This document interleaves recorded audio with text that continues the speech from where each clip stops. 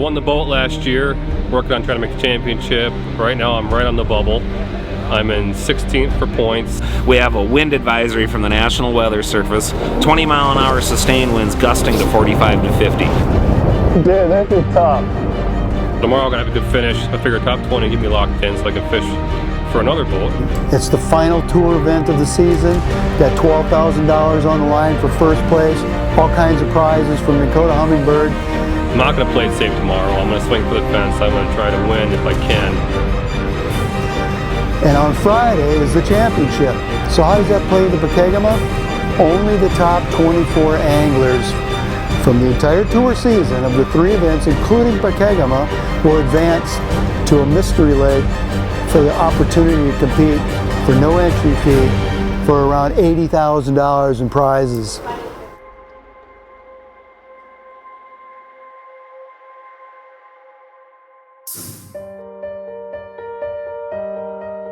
Here we go again, one man out of the bubble.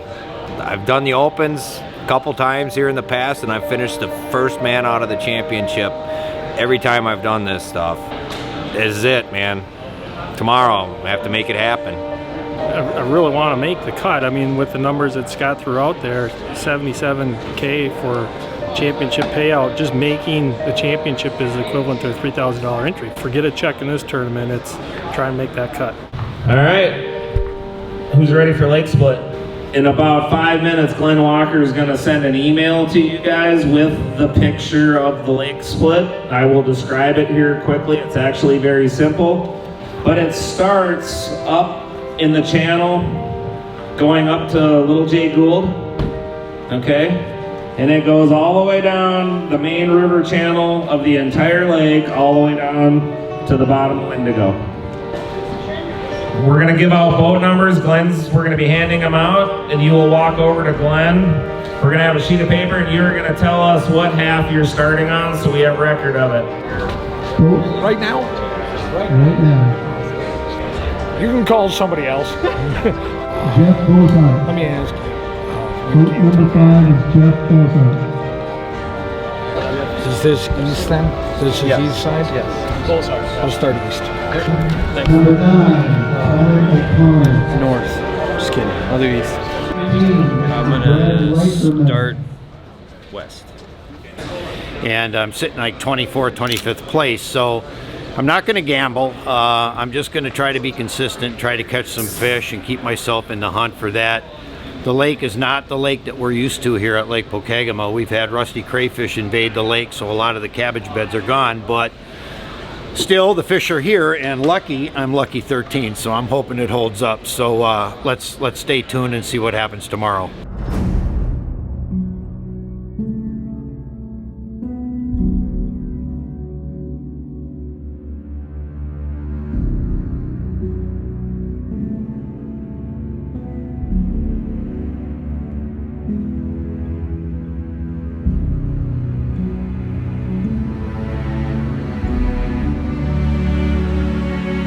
We are at the 3rd and final stop of the year at Pokegama in Grand Rapids. Everybody's going to be battling for spots to fish tomorrow in the championship. Some guys are pretty much locked in. We have 2 for sure locked in by wins.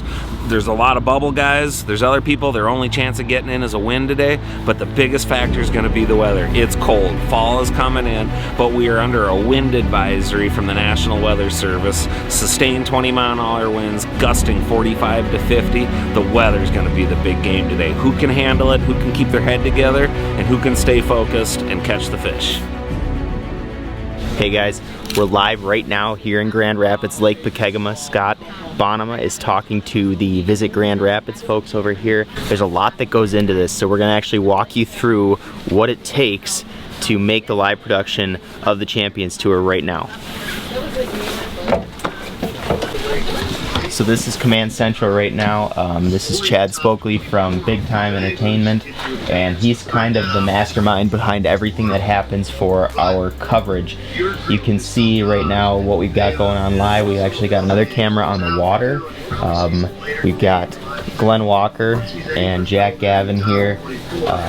Jack runs everything that goes on the website, all the blogs, social media posts, everything like that. Glenn takes care of all our app questions, so everything you see on the Real Live Well app. all the scoring, and I help with the app as well, and then I'm also on the water doing all the filming so that we can get the best coverage possible.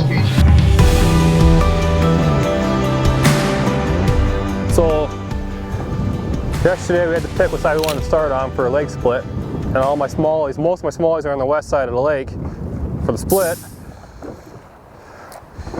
And so I picked the west side, wanting to start with smallies.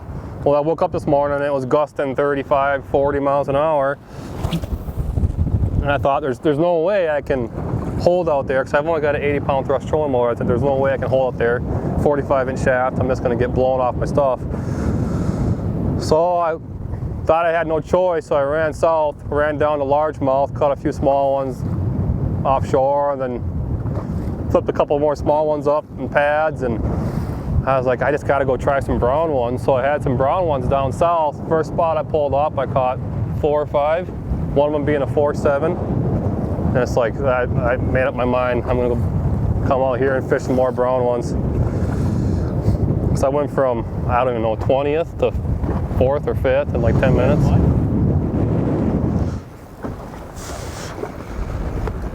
I'll get at it. Where do you want me?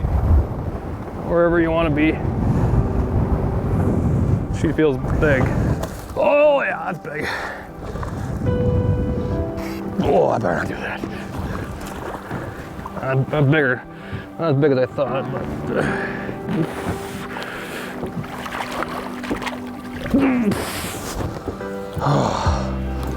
I should have came out here all day long. So stupid.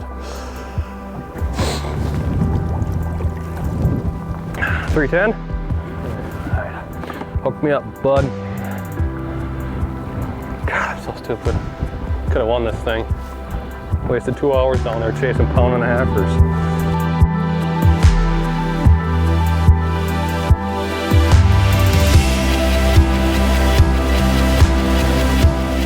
So I'm in my element today, which is absolutely incredible, which I didn't figure I'd even actually be using a white swim jig today. I didn't think it was going to play this well today, so again, it's not playing extremely well. I mean, I think I only have like 25 pounds, but 25 for first place right now, that's crazy. It's insane. I didn't think that Pokegama would be this slow today.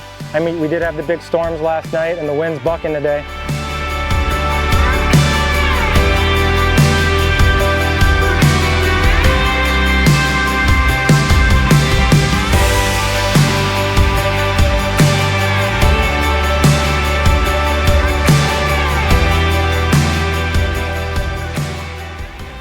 So sitting in first, I think I've got 33 pounds, somewhere's in there.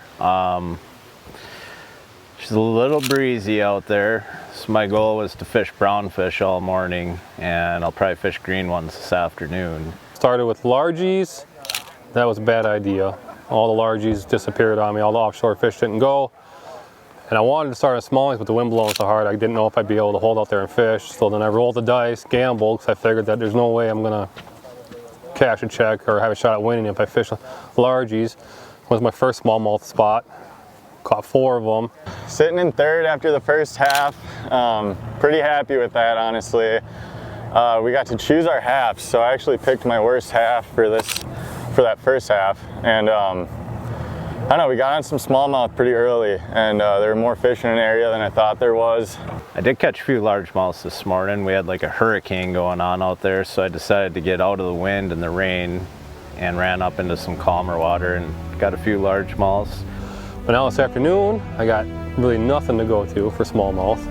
I'm going all in, hopefully draining my trolling motor dead, and we're gonna go for some smallmouth, but I've got way more areas. I'm a lot more confident on this half, so I'm hoping we can, you know, stick it out and have a shot at winning this thing maybe. So I'm just gonna go out and just fish and hope for the best. Made all the right moves this morning. We'll see what the afternoon brings.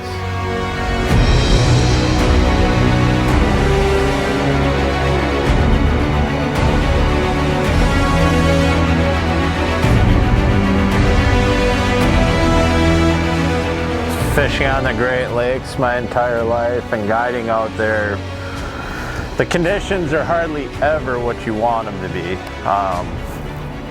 It's one thing when you're out fishing, just get it out of your head. It is what it is. You can't control Mother Nature. The only thing you can control is what you're doing, so use the wind to your advantage, use the weather to your advantage, and you'll end up catching more fish.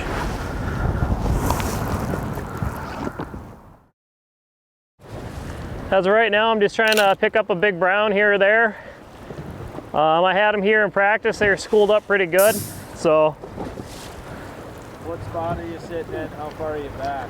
I believe I'm sitting in 4th place now, because it sounds like Chad Smith just caught a few fish to surpass me. I think I'm sitting back only like 6-7 pounds, maybe 8 at the most. But I mean, it could literally be 10 minutes and you could catch up in a heartbeat. There's one.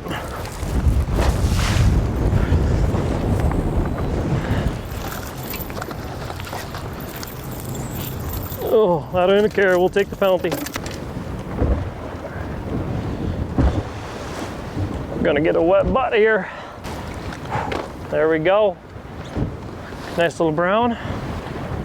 Done. Perfect. All right, there you go, little guy. Hour left. What you really got to do is you got to make sure you capitalize on every bite you get. One single missed fish can be a heartbreak. Yeah, because when yesterday in practice when I ran over it, I got a pretty cool image on my hummingbird there that I screenshotted. Yep. Feels big. It's not doing a lot of movement. Please be a brown one though.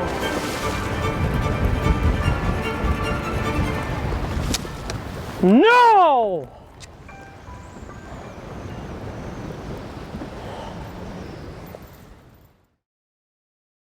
All right, Noah, you want to tell me about your second half? We saw you in the first half, and then all of a sudden there was about 4 guys who were stuffed together, and then you just all of a sudden pulled away with it. You want to tell us what's happened? Yeah, so I started out second half fishing smallies, caught a giant, like a 412.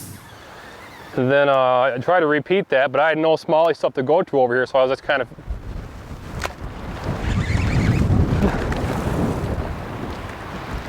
sorry. I was just kind of fishing wind-blown points, wind-blown, you know, bars, stuff that kind of fit the pattern, and I missed one, missed 2. They just knocked the bait, but they wouldn't lock up on it. And after about 2 hours of that, my battery started to wear out. 111. So I picked up my flipping stick and went to work. So how many fish have you caught flipping now? I don't know, 10? So yesterday we did that interview, and you were asking me what my plan was because I was on the bubble to make the championship. I was in 16th, and they only take 24 guys. And you asked if I was going to play it safe for points or if I was going to swing for the fence, and I told you I was going to swing for the fence. So now you get to fish for a boat again. Now I get to fish for a boat again. But now we got to go because I don't want to be late. Perfect, let's go. All right, welcome back. What a great tournament on a very challenging day. I think everybody would say that it was quite challenging out there at certain times of the day. First award, big bass. A Yeti cooler, $250 in cash, with a 4.14 pound smallmouth bass, Matt Peters. Wenzel's Major Mover Award, $250. An increased weight this afternoon by 5 pounds 9 ounces, Connor O'Connor. In 4th place, $2,800 and a new Lake Master chip for a total value of $2,950 with 37 pounds 12 ounces, Chad Smith. In 3rd place, $3,300 plus a Helix 12 Hummingbird for a total value of $5,800 with 39 pounds 8 ounces, Adam Rasmussen. In 2nd place, $5,300 plus a Minn Kota Ultrex trolling motor for a value of $8,300 with 41 pounds 1 ounce, Connor O'Connor. All right, your champion at Lake Pokegama in 1st place, $12,000 with 53 pounds and 13 ounces, 22 total fish, Noah Schultz.